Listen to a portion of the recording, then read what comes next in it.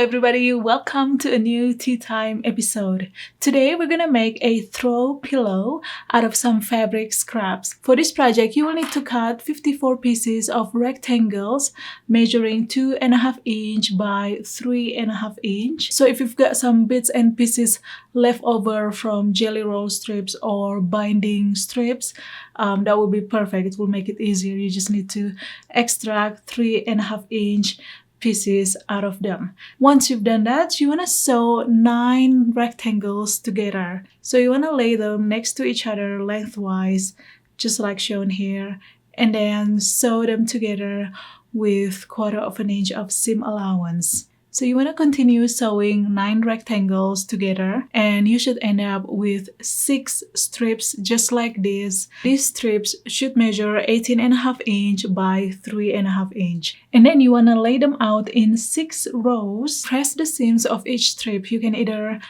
press it open or you can press it towards one side. So what I did with my fabric, I laid them out first the way I like them. And then I put labels from the first row up to the 6 rows, just so I won't be confused. And then I went ahead and pressed each row, alternating the direction accordingly. So it will be easy for me to nest the seams as I sew them together later. Now, once you're happy with the layout of your fabric and everything is nicely pressed, it's time to sew them together.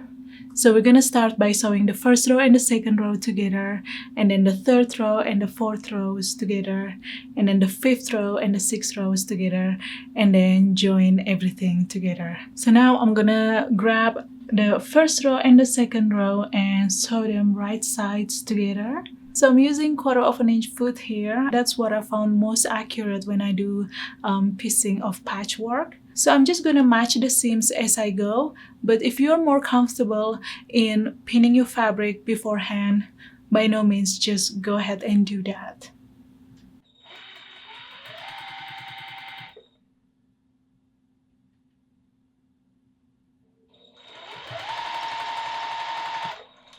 Here I've already sewn the first and the second rows together, so I'm just gonna go and press this real quick.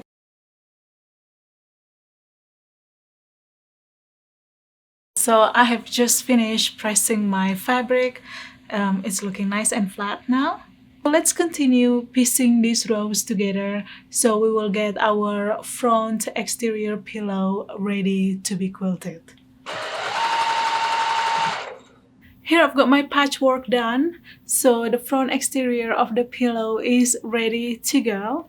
Now we're gonna layer this with a piece of batting and a backing fabric, just like the typical quilt sandwich, and then we're gonna quilt this. I have already layered my fabric with a piece of batting and the backing fabric. Of course, the batting goes in the middle and the backing at the back. Now it's time for quilting. So I'm going to do free motion quilting. You can of course do walking foot quilting or hand quilting, whichever method of quilting that you prefer. So I have already set up my machine for free motion quilting. So for the motif, I'm just gonna do stippling rather loosely so it will be quick. So I'm gonna go grab my pair of gloves, because my hands are easily getting sweaty. So using gloves really helped me to grip on my fabric really good.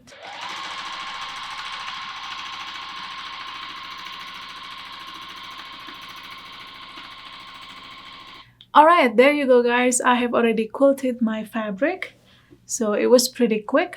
Since this is a small piece, I believe I finished this in less than 15 minutes. Now let's prepare the back exterior. So you want to cut 2 pieces of rectangles according to the measurements. You can see it somewhere here. And I will also make the PDF so it will be easier for you to download and you can print it out if you wish to. So the larger piece is panel 1. And the smaller piece is panel 2. First, we're gonna hem one of the long side of the fabric, the side that will be sitting on the center of the pillow with the overlap. So you wanna first fold 1/4 inch and then press, and then fold another 3/4 inch and then press, and then stitch along the edges with about 1/8 of an inch of seam allowance. Now it's time to assemble our pillow cover. First, you want to lay the front exterior or the patchwork wrong side up, and then you want to take panel 1 or the larger panel and lay that wrong side down. So the wrong sides should be touching each other at this point. And you want to align the side and the bottom edges, of course. Now let's take panel 1 or the smaller panel and lay that wrong side down to the opposite side. So you want to align the top edges and the side edges as well. Now we're going to clip the sides to secure this in place. And once you've done that, go ahead and stitch the sides with 1/8 of an inch of seam allowance to hold the overlap in place. So I've already reset my sewing machine for regular sewing, and I switched my presser foot to walking foot. As many of you know, I am a big fan of walking foot, and I use this a lot for general sewing because it's really amazing to sew through multiple layers.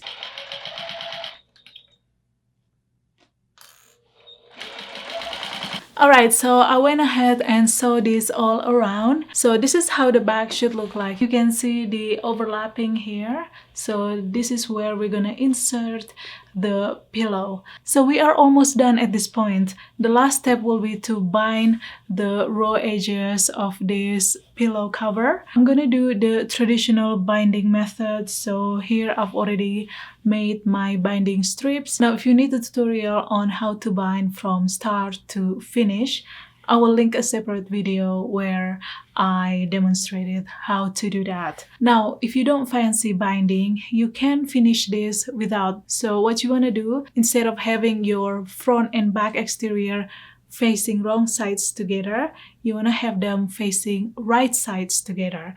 And then you sew all around with 1/4 of an inch of seam allowance, and then finish the raw edges either with a serger if you have one, or with zigzag stitch, and then turn your pillow cover inside out and you're good to go. So I'm just gonna go ahead and start my binding, and I'll meet you right back. I have finished binding my pillow cover. Now it's time to insert the pillow. You will need a pillow insert measuring 18 inch by 18 inch. You're gonna insert the pillow through the overlap, so it should be pretty easy. So if I'm doing it awkwardly right now, it's because I want to make sure that you can see it through the camera. Although this should be very much intuitive. There it is, guys. The pillow is done, and I really love how it turns out. It's so pretty. Thank you so much for watching today's episode. Don't forget to subscribe if you haven't already so you won't miss any future upload. You may also find me on social media such as Instagram and Facebook. Although I don't do social media as much, but I do post every now and then just to keep you updated about what's going on or what project is coming or what I'm currently working on. So I shall see you next time with another tutorial. Goodbye!